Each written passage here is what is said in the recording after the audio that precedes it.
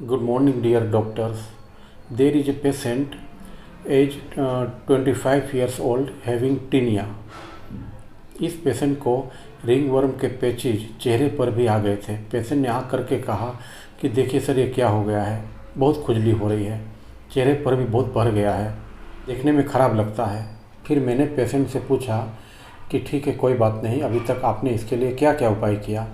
तो पेशेंट ने कहा कि सर, मैंने मेडिकल स्टोर से जा कर के दवा ली, मलहम वगैरह लिया, लेकिन कोई फ़ायदा नहीं हुआ। फिर मैंने अपने से भी घर का बहुत सारा उपाय किया, पर कुछ भी नहीं हुआ। अभी तो ये चेहरे पर भी भर गया है, दूसरे देखते हैं तो बहुत ख़राब लगता है। फिर मैंने पूछा, ख़राब लगता है तो फिर इसके लिए क्या करते हो? सर, अभी तो मैं मास्क से पूरा चेहरा ढक लेता हूँ कि दूसरे को दिखे नहीं। सर, ये क्या हो गया है, बढ़ते ही जा रहा है, दवा खाने से भी कोई फ़र्क नहीं हो रहा है। सर, कुछ खाने पीने से होता है क्या? आखिर ये सर किस कारण से होता है? फिर मैंने पूछा कि लगता है इसके कारण तुम बहुत चिंता में आ गए हो। तो पेशेंट ने कहा कि हाँ सर, बहुत चिंता होती है, खुजली करते करते चेहरा भी लाल हो गया है सर ऐसा कुछ दवा दीजिए कि जल्दी से ठीक हो जाए। मन सर बहुत बेचैन रहता है, इस पर ध्यान जाता है तो सोचता हूँ सर ये कब ठीक होगा। सर, ये बहुत बढ़ेगा तो नहीं, इसमें सर खून भी ख़राब हो जाता है क्या? एक दूसरे से भी फैलता है, साथ में रहने पर तो सर कुछ नहीं होगा। सर, इसको किसी तरह सर ठीक कर दीजिए, ऐसा हो तो दवा भी दे दीजिए और ऊपर से लगाने के लिए मलहम भी सर दे दीजिए। सर, किसी तरह हटे यह, मन में आता है कि जल्दी से किसी तरह ठीक हो जाए। सर, ऐसा कुछ कीजिए कि जल्दी से हट जाए। The medicine lycopodium in 200 potency, 3 doses were given with routine medicine। Patient लगभग 10 दिनों के बाद आया और फिर मुझे समझ में आया कि दवा ने धीरे धीरे परंतु निरंतर काम करना चालू किया है। 10 दिनों में उसकी खुजली 30 to 40% कम हो गई है। फिर 1 महीने के बाद पेशेंट की खुजली बिल्कुल चली गई और दाग भी बहुत कम रह गए थे। फिर मैंने पेशेंट को कहा कि अभी आपको और 1 से 1.5 महीना दवा खाना है, जिससे खुजली फिर वापस न आए। और लगभग 1.5 से 2 महीने के बाद पेशेंट ने आना बंद कर दिया। अब हम लोग समझते हैं कि लाइकोपोडियम मेडिसिन क्यों दी गई। The rubrics are following: hiding himself, restlessness internal, anxiety hypochondriasis, curious, ambition, employed every possible means, mood repulsive। I am Dr. Mukesh Gangani on my YouTube channel The Art of Homeopathy। Now we understand all the rubrics one by one। The rubric hiding himself, इसमें patient अपने आप को छुपाना चाह रहा है, अपनी बीमारी को छुपाना चाह रहा है, इसीलिए मास्क ज़्यादा से ज़्यादा समय लगाए रखता है। रेस्टलेसनेस इंटरनल, यह रूब्रिक बहुत सिंपल है और यह रूब्रिक ऑब्जर्वेशन करने वाला है। इसको समझना इसीलिए भी बहुत ज़रूरी है कि हम लोग पेशेंट की बातों में फंस जाते हैं, उसके हाव भाव को नज़रअंदाज कर जाते हैं। और यह रूब्रिक इस पूरे केस में शुरू से अंत तक चलते आ रहा था और इसीलिए पेशेंट बार बार कह रहा था कि सर, यह अंदर से क्या हो गया है, खून की खराबी से हो रहा है क्या, एक दूसरे से फैल तो नहीं जाएगा, ठीक तो हो जाएगा, वगैरह वगैरह बहुत सी बातें पूछ रहा था। इस बेचैनी के कारण पेशेंट बहुत सारी बातें कह भी रहा था और पूछ भी रहा था।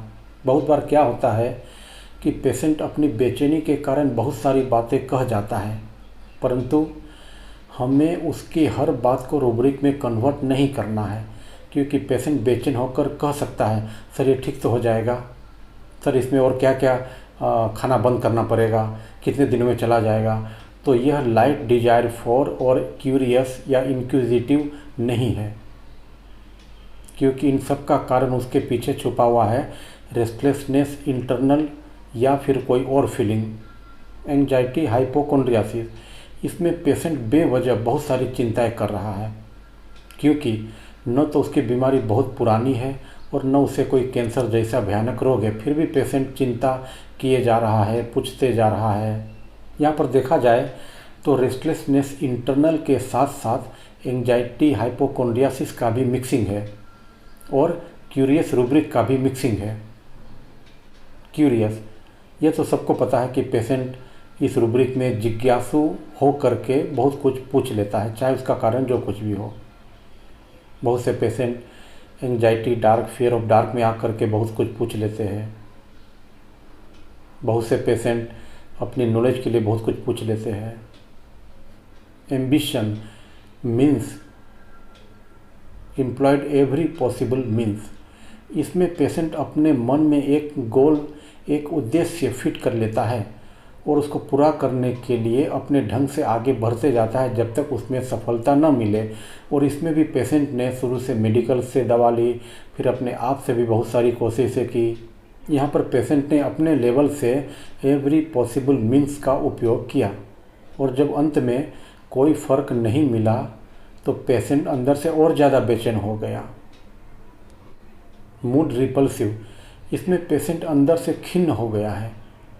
वह चाहता है कि यह बीमारी जल्दी से हटे और वह कह भी रहा है कि सर ऐसी दवा दीजिए कि यह हट जाए जल्दी से। अब हम लाइकोपोडियम को बहुत शॉर्ट में समझने की कोशिश करते हैं। लाइकोपोडियम एक ईगोटिज्म वाला व्यक्ति है, इसको पावर से प्यार है और इसीलिए अपने से छोटे आदमी पर यह अपने पावर का भरपूर उपयोग करता है, उसे बहुत दबाता है, उससे अपनी मनमानी करवाता है। परंतु जब वह किसी सीनियर के सामने आ जाता है तो भीगी बिल्ली बन जाता है, उसकी हर बात को मानता है, सर्वाइल बन जाता है। यह अपनी एम्बिशन को पूरा करने के लिए, अपने उद्देश्य को पूरा करने के लिए कोई भी हथकंडा अपनाता है, सारे नीति नियम को ताक पर रख देता है, कोई भी नियम को नहीं मानता है। इसीलिए यह एडल्ट्रस में आ जाता है। यह अपना काम निकलवाने के लिए अवसरवादी भी बन जाता है। दूसरों के सामने वह जो बातें कहता है वह खुद उस बात को, उस नियम को नहीं मानता है, हाइपोक्राइस्ट बन जाता है। रोग बढ़ने पर वह बहुत ज़्यादा सावधानी बरतता है, चिंता में आकर के बहुत ज़्यादा सावधानी बरतता है और सोचता है कि उसकी यह बीमारी बढ़ तो नहीं जाएगी या कुछ और बीमारी तो नहीं आ जाएगी। यह सब सोच सोच करके वो अंदर से बहुत ज़्यादा डर जाता है, बेचैन हो जाता है और वह डिलीरियस स्टेट में भी आ जाता है।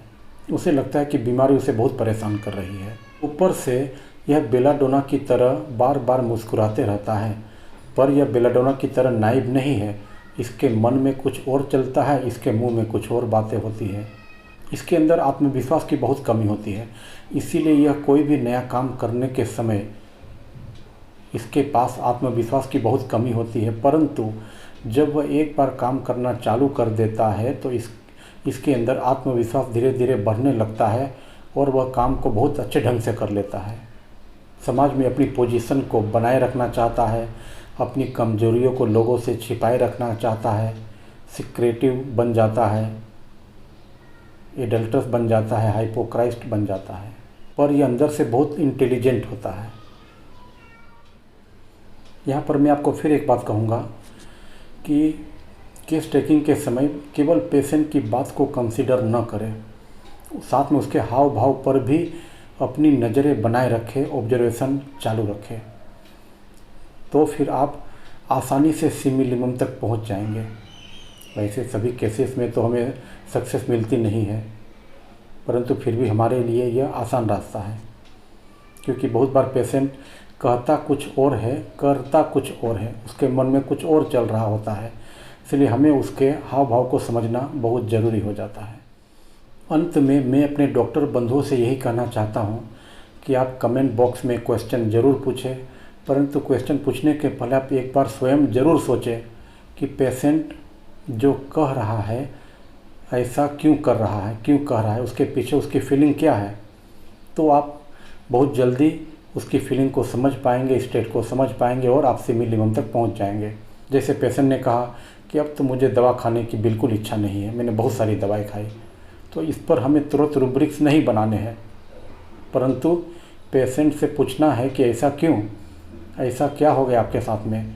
अब पेशेंट जो कहेगा उस पर हमें उसका माइंड स्टेट को बनाना है, उसको कंसिडर करना है। हमें फूल पत्तों को नहीं चुनना है, उसकी तह तक जाना है। Okay doctors, see you again very soon.